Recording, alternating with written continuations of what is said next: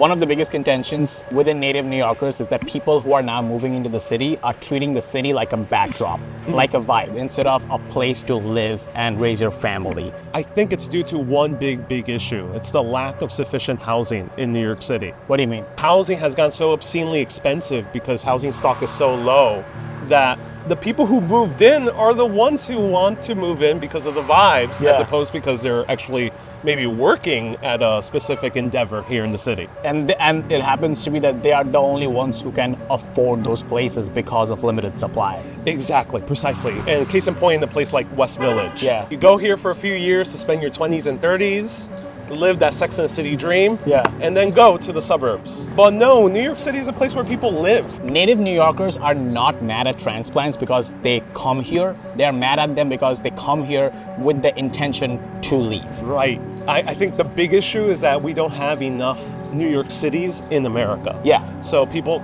don't have the option to move to another major city because it's not as cool as New York. Artists used to move in New York City, but they were different from each other. They wanted to be different. However, people, TikTokers who are moving in today, it's all about conformity of like looking the same way, acting the same way, wearing the same clothes. It is a bit concerning that the conformity is looking so much the same that sometimes you're walking around the West Village and you see a group of 4 or 5 girls all dressed up in their jeans, sambas, and white shirts and the ice matchas, which is very accurate. No one is complaining. No. It's just an observation how the artists who are moving in, they were like, oh, I want to be different. And I cannot be different back in my hometown, so I have to move to New York City.